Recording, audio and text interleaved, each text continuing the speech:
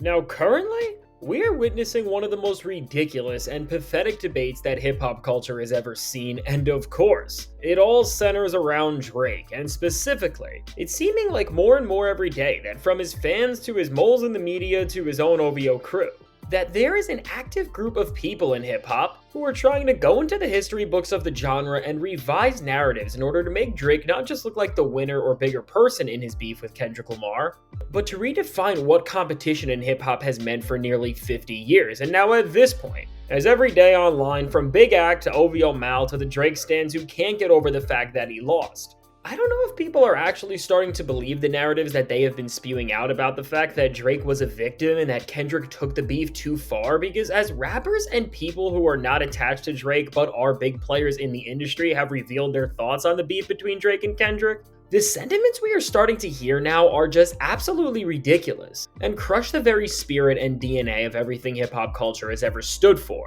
And now the most recent big name to come out in hip hop and seemingly defend Drake and give his stans more fuel in their effort to revise what went down is none other than UK rapper Skepta. And now in a recent interview he did with Ebro, the two were talking about the Kendrick and Drake beef and its implications on hip hop, and what Skepta went on to say surprised a lot of people because he said that the beef was actually bad for hip hop. And now before we get into why he made this ridiculous take, be sure to subscribe and hit that like button, it helps me out a ton. And with that said now, the main two reasons why Skepta said this battle put a stain on the entirety of the genre was first off because in his eyes, the disses that Kendrick and Drake were throwing out went way too far, and while Skepta sounded like he was calling out both of them for doing this at first, he specifically addresses Kendrick as being the one who broke the boundaries, as he said that when he heard one of Kendrick's diss tracks specifically, he just realized how much anger there was going into all of this and just how deep into his bag of insults Kendrick was willing to go to tear down Drake.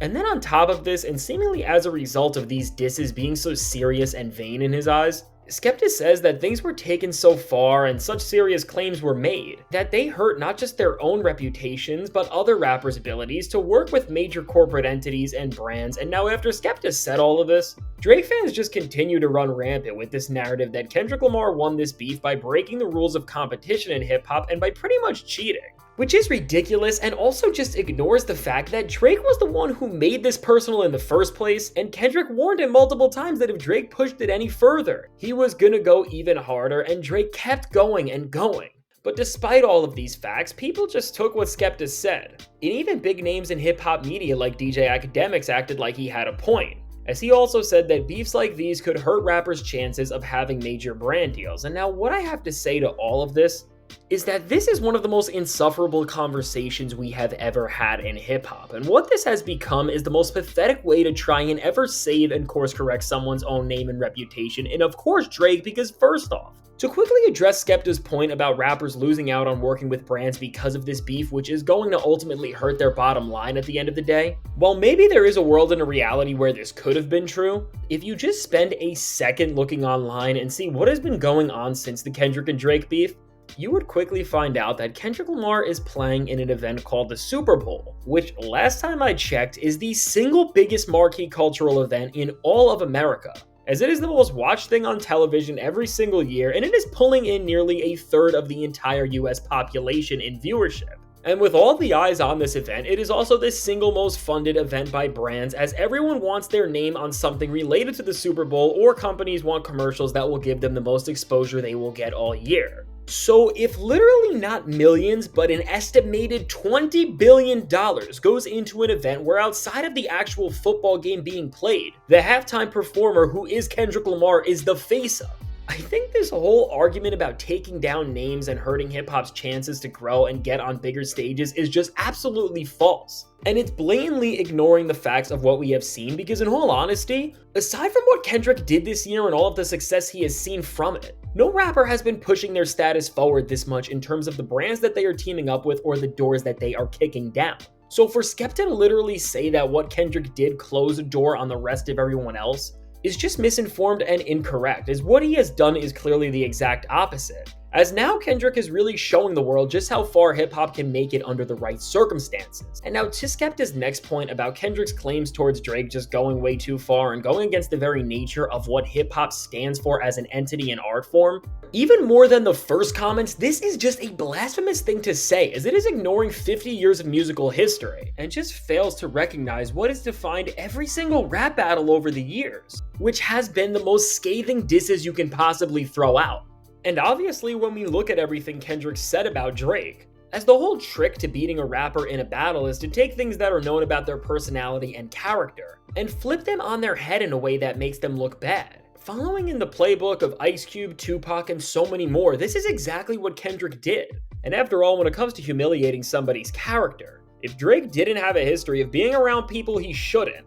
and doing and saying things that would have other people banished from society, none of what Kendrick said would have sticked and people would have rejected his message. And I mean, the fact that we are acting like Kendrick's diss tracks are the first songs that have ever just dug a rapper into the ground just shows how many people who claim to be hip-hop fans these days are really just stans of a few artists and don't understand the history and lineage of the genre, because from the most iconic rap battles onward, are we really gonna sit here and act like what Tupac did on a track like Hit 'Em Up wasn't something comparable to what Kendrick did? Or are we gonna act like Jay-Z wasn't a person who actually took rap beef too far and said things that were way too insane on his Nas diss track Super Ugly by saying something about Nas's family that I can't even say in this video, because it is that disgusting. And if you don't know what I'm talking about, to best put it into perspective, what I can say is that it was so bad that Jay-Z's mother made him apologize to Nas for it. Or are we gonna act like Eminem wasn't afraid to throw out every insult in the book on any single person he beefed with during the height of his run?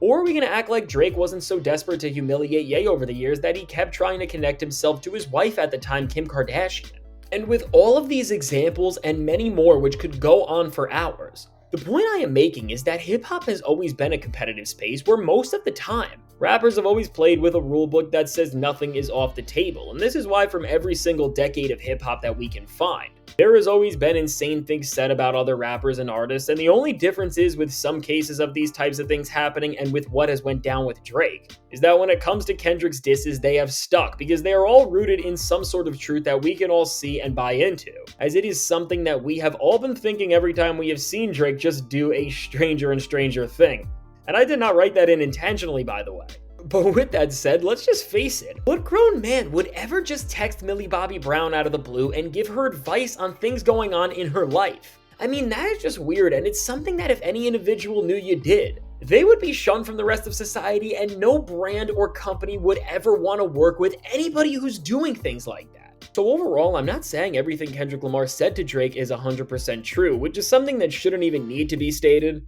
But because media literacy around this topic today is so low, it needs to be put out there that, again, things that are said in rap beef are 95% of the time rooted in a truth and reality that we have seen, and then pushed to make a statement that then damages the very reputation of the artist they are aimed at, because at the end of the day, this is the very goal of this type of musical competition, which is to show that you are good enough at writing rhymes that you can paint a picture of someone that forces them to be seen within a different and unfavorable light compared to yourself. This has always been the status quo throughout every single battle and beef in hip-hop, so the fact that now we have rappers who are trying to disregard this and then claim that Drake is a victim of some sort, I mean, this is just betraying and disrespecting the very values of hip-hop culture, and is seemingly trying to soften up what rap beef really is. And in an era where more rappers are running to social media to sub the MCs they are beefing with, or are just taking things way too far beyond the mic, these types of comments are not the standard and precedents that should be set. Because for all intents and purposes, if you're gonna beef with someone in the hip-hop space,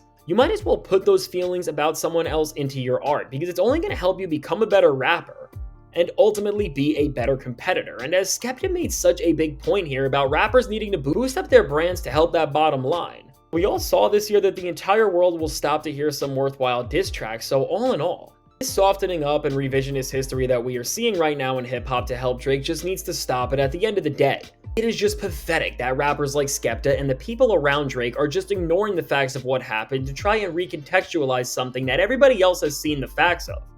And so now with all this said, let me know, what do you think about this entire situation, and how does it make you feel that people who are big and established in hip-hop are trying to rewrite the rules of rap beef to seemingly help out Drake?